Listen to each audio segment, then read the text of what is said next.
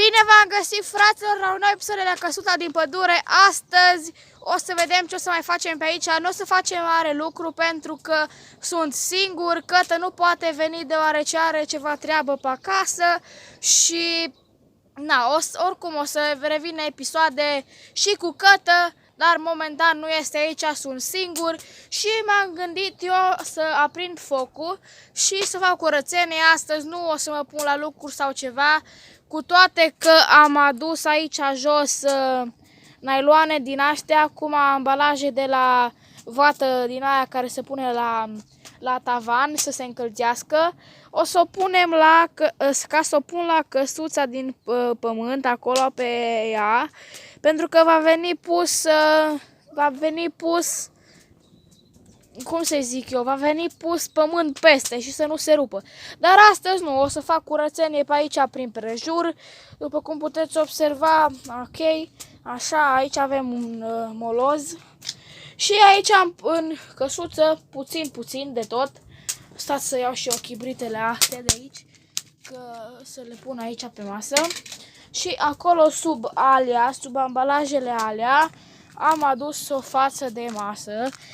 Asta e fața de masă, e mare, e foarte mare. Și nu știu, eu m-am gândit oricum să renovăm pe aici. Dar bine, după ce terminăm căsuța aia, dar vreau să renovez toată coliba. De la zero, vreau să fac, bine, nu să o fac chiar de la zero, scheletul să rămână, dar vreau să o fac chiar bine. Și așa o să fie mult mai fain. Deci astăzi v-am spus, o să facem doar curățenie, acolo este curița mea. Hai să mai punem și noi ceva lemne pe foc după ce punem asta acolo, ok. Ca să nu se stângă, cu toate că mai avem aici chibrite. Eu am mai adus un pachet de chibrite de acasă, că nu am știut sigur dacă mai am. Ok. Stai că ăsta e prea mare, dar stă el acolo. Arde el, n-are nicio problemă.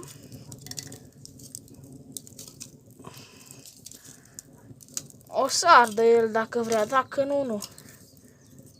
Și știu că o să spuneți că poate îl îmbâxesc, adică prea multe pun pe el, dar nu, că uitați ce frumos este fumul pe horn. Haideți să vă mai fac încă o dată un tur al colibei, căsuței din pădure. Deci, bă, așa din față e urâtă ca focul. Sincer vă spun. Și vreau să schimb acoperișul, să-l fac tot să schimb de la el. Măsuța aia îmi place cum arată, e forță rău. Dar acolo e mai mult spațiu ca acolo. Dar nu știu, uite, aici mai avem multe lemne pe afară. Pe aici trebuie să fac multe curățenie. Uitați, aici sunt numai huci.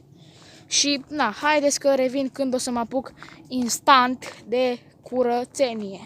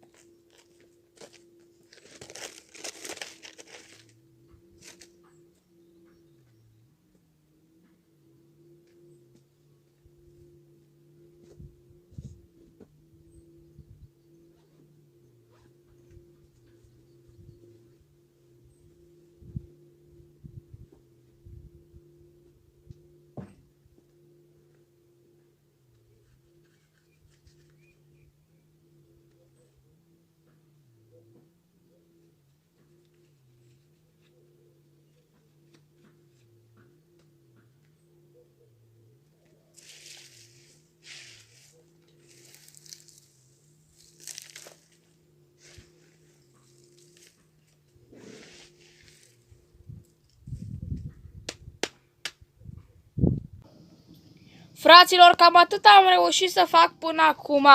Știu că, nu știu dacă o să mă aud bine pentru că bate vântul foarte tare din direcția aia. Dar cam atât am reușit să fac până acum și știu că o să spuneți de ce mă tur în drum. Păi e pe lângă căsuță și n-am ceva mai bun de făcut decât asta. Așa că mai am de strâns acolo și mizerile astea, lemnele alea o să le aranjez sau o să fac cașchiuțe din ele ca să aprindem focul. Acolo nu știu sigur dacă o să mătur pentru că sincer acum nu prea mai am chef să mătur și e destulă curățenie, plus că o mai căzut din pom din ăștia, nu știu cum le zice la astea, sincer, dar au căzut din nuc. Sunt nuci acum, cad nucile din nucile acum. Floarea de nucă sau ce-o fi aia. Na, pe aici știu că sunt prieteni, nu știu ce, dar și pe aici o să se adune pentru că mai ales că acolo sunt drumuri de către pădure și o să coboare pe aici cu lemnele și o să se facă înapoi cum a fost. Dar măcar acum că vin sărbătorile, că a fost Paștele, înainte să vină Paștele n-am mai apucat să fac curățenie pe aici și na, dar suntem ok cu focul, cred că e bine. Nu m-am mai dus să mă uit, mamă ce bate vântul să moră dacă nu. Sper să mă aud bine. Mamă, bă, focul arde aici forță. Stați așa să-l aranjăm aici, să luăm un lemnuț din ăsta așa și să-l aranjăm, să-l punem cum trebuie. Ce mă arde. Ok. Mamă, zici că mă mart mănușa să moră dacă nu. Acum iau și mănușa asta altă. Hop. Și mă apuc să fac înapoi curățenie aici. Înapoi, să strâng ce-o mai rămas. Iar după, cred că astea o să le pun acolo, la căsuță. Cred că, nu știu sigur. Mamă, bă, picură. Ar trebui să încep cât mai repede să fac asta, așa că hai că revin imediat.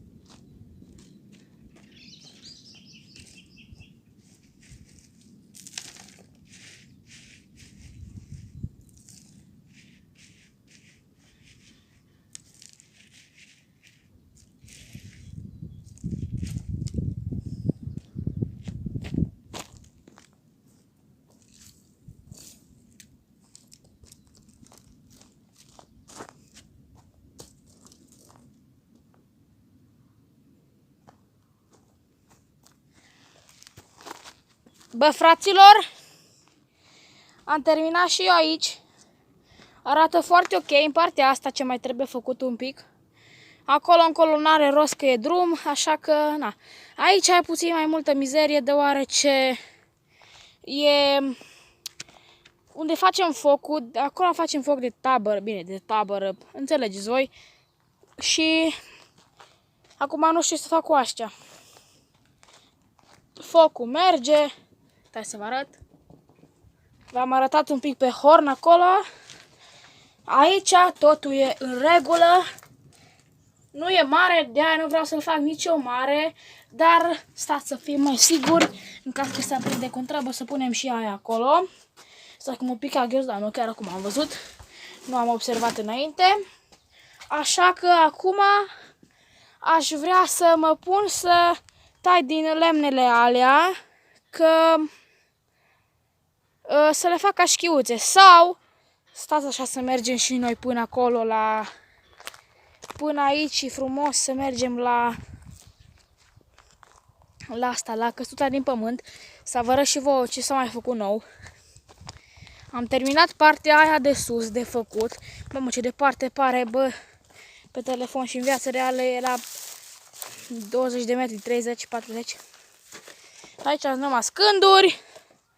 Deci pe jos aici am terminat, va trebui făcut curat, dar nu azi. Pe sus aici e totul șmecher și frumos. Iar acum va trebui doar să punem ambalajele alea de acolo, să le punem deasupra, pe margini și în față, când va trebui veni aici, să facem tot așa, ca și aici. Acum, ce să zic eu, n-am ce să zic altceva, că o să iasă forță. Iar aici în spate, stai că trebuie să mă las în jos puțin, aici în spate am pus niște scânduri ca să băgăm la rece tot ce o să avem aici, când o să facem o frigare micuță aici. Bine, asta după ce o să fie totul gata și o să aducem clisă, slănină, cum se zice la noi, bine, la noi se zice clisă, facem clisă friptă, o să vă învăț și pe voi, e foarte easy, așa că da, haideți că o să închei și eu, cred că episodul ăsta, pentru ca să pot lucra cum trebuie. Și da, mă, fraților, cam ăsta a fost episodul de astăzi, eu am fost Dragoș. Căsuța, Cătă, pe acolo prin partea aia, nu-l vedeți, nici eu nu-l văd, pentru că e acolo în grădina lui. Pa, pa, fraților!